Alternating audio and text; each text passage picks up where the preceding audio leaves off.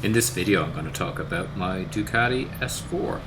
This is a 2001 model and one of the bikes that I had previously that I sold and regretted, and so in recent times I bought another one. The S4 Monster was the first of the liquid cooled Monsters, and after that came the S4R and then the S4RS. So at this point they have no modern features like traction control, which is down to your own self, or ABS, which relies totally on your brain power to not overdo the brakes. This video is shot during a spin up to meet the Italian Motorcycle Club in Northern Ireland at Lough Neagh, and the temperature was about 6 degrees, so it was chilly, the roads were damp in places, and so I was taking it pretty careful.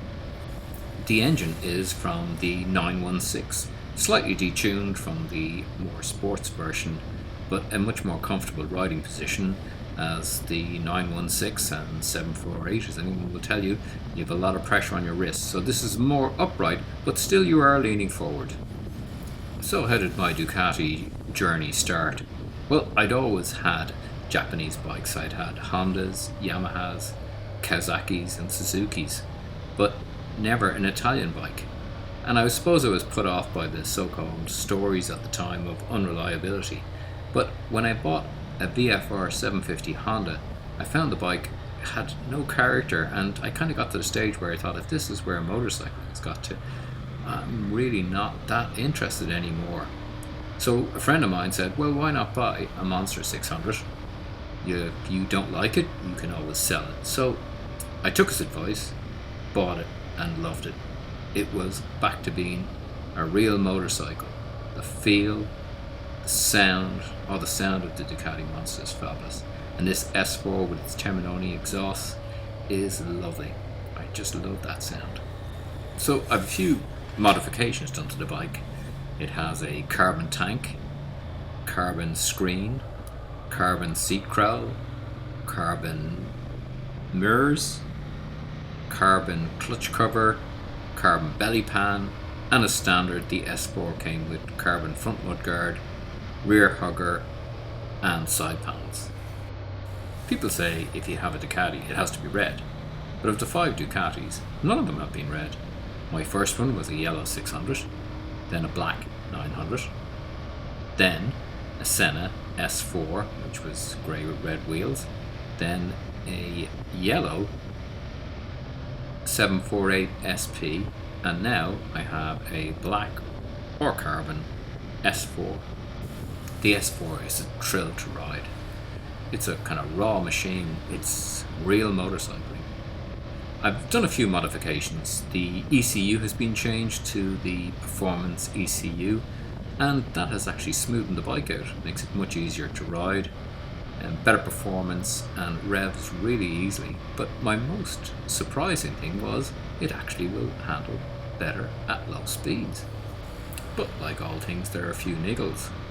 The clocks, for some reason, the glass section or plastic section seems to crack, so I've had to get different rings and get round discs cut and to repair these, so that's done. The other thing is it suffers from the leak at the back of the rear cylinder. This is caused by someone in Ducati at the time being kind of lazy and not bothering to put a plug in the journal that's not used at the back of the cylinder. These were covered under warranty within 2 years, but I don't think this would cover my 23-year-old Ducati Monster at this stage, but you'd never know. The other thing, for a naked bike, and this applies to the earlier 600s, 750s and 900s and the S4 series, is for a naked bike they have a very poor turning circle. I think this is because the frames are actually derived from sports bikes. The S4, like a lot of Ducatis, has a dry clutch, so when the clutch is not engaged they sound like a bag of nails, and here's a demonstration of that. Clutch engaged.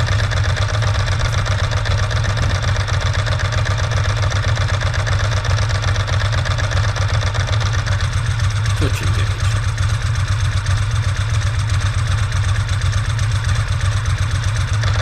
And again, clutch engaged.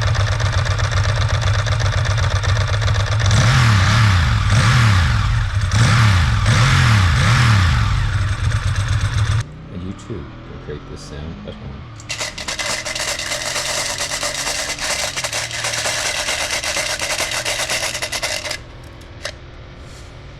I hope you enjoyed my talk here about the Ducati S4 and you enjoyed it. Now please like, comment, subscribe or ask any questions.